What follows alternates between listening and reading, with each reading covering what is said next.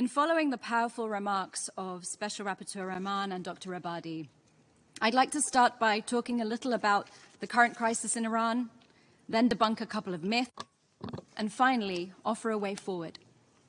2 days ago, I received a message from a relative of a prominent political prisoner in Iran, who I'll avoid naming to protect them from retaliation by the Islamic Republic authorities. It reads, I ask the United Nations not to be indifferent to the crimes against humanity inside Iran, because they're killing our children. Protesting is the right of every nation, but the Islamic Republic kills protesters with war bullets. Ask the United Nations not to remain silent, because the lives of our political prisoners are in danger, and many have lost their health or died under torture. I've been working in the Iran human rights advocacy space for 14 years now. Never during that time have I witnessed such widespread and committed opposition to the Islamic Republic regime as there is in Iran today. While Iran has become accustomed to mass protests nearly once every decade, neither the student protests of 1999 nor the Green Movement of 2009 or even the more recent November 2019 protests compare in fervor or magnitude to the current protests, in which, for the first time since the inception of the theocracy in 1979, people are not only openly opposing 83-year-old Supreme Leader Ali Khamenei, which they'd started to do in 2017, but are actively fighting back to defend themselves against the security forces and tearing down billboards and burning pictures of the founder of the Islamic Republic, Ayatollah Khomeini. As always, due to the lack of transparency, the number of protesters killed, including women and children, are likely to be much higher than reports suggest. They've been killed with batons to the head and bullets to the neck, even as they ran for their lives. But the most unprecedented part of these protests is that they have been female-led. The murder in custody of the 22-year-old Kurdish Iranian woman, Mahsa Jina Amini, arrested for inappropriate hijab, was the powder keg moment that ignited this most recent uprising.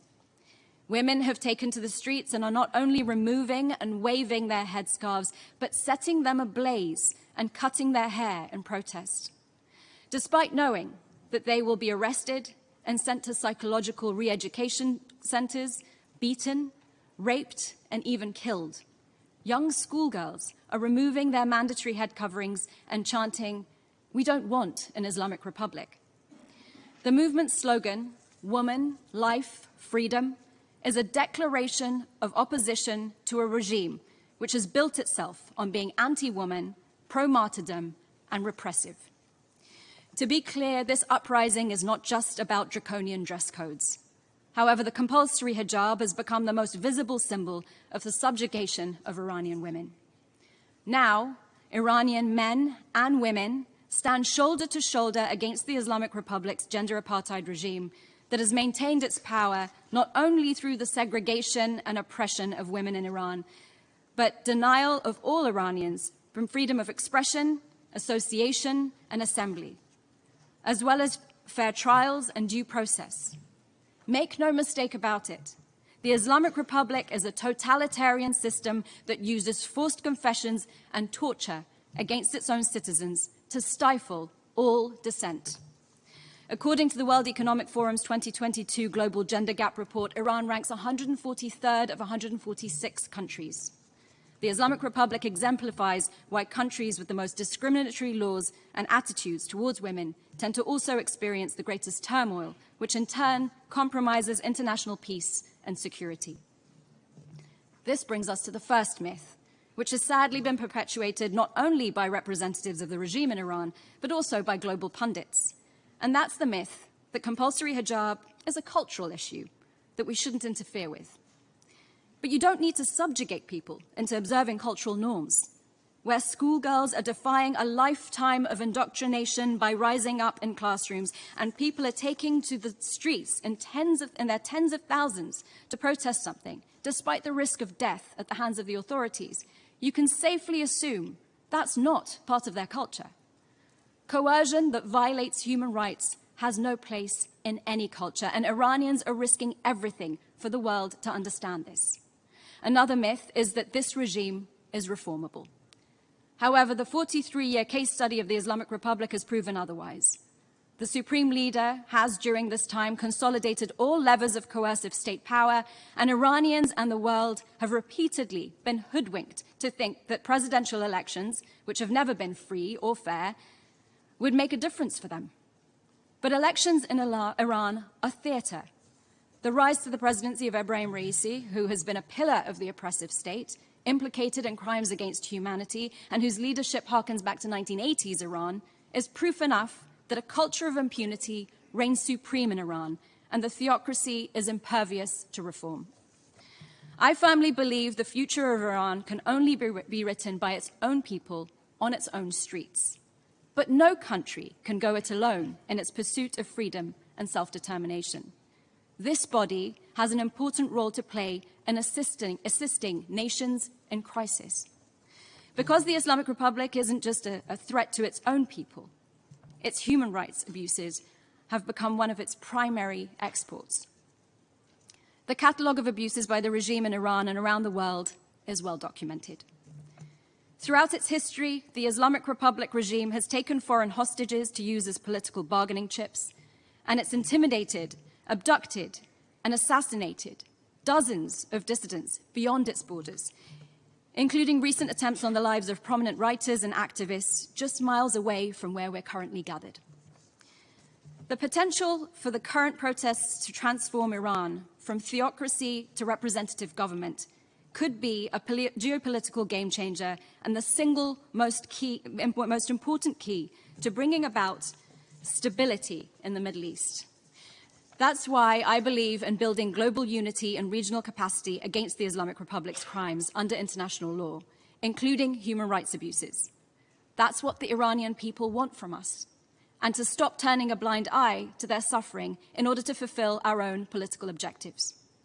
For decades, we've only responded to the symptoms of the Islamic Republic's hostile activities, with a focus on countering Iran's nuclear ambitions and regional aggression. But in order to address the cause, we must commit ourselves to intelligently supporting the Iranian people's democratic aspirations. What does that look like?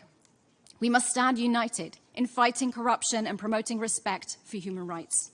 And the current crisis in Iran calls for us to urgently support the establishment of an international, independent investigative mechanism on the human rights abuses in Iran, because there are no avenues for justice domestically in the country.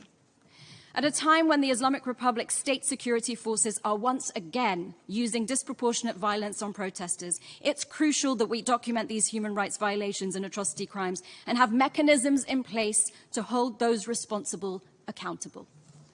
It's only with this level of international coordination and support for accountability and justice for the Iranian people that we can address the Islamic Republic itself as the cause of our nuclear and geopolitical concerns. But one thing is clear. Human rights abuses at this scale are a symptom of a deep political malaise and a government considered illegitimate by its own people. Human rights are intricately bound with respect for the rule of law, and there can be no good governance in the long run without the rule of law. Good and law-abiding governance not only make for better regional neighbors, but also cooperative members of the international community. An Iran that is more respectful of and representative of its citizens will help this august body achieve its central mission, the maintenance of international peace and security. While the Islamic Republic doesn't represent Iran's 2,500 years of rich history and culture, I'll leave you with something that does. A poem, Bani Adam, by the 13th century Persian poet Sa'di, which is also inscribed on the United Nations building entrance.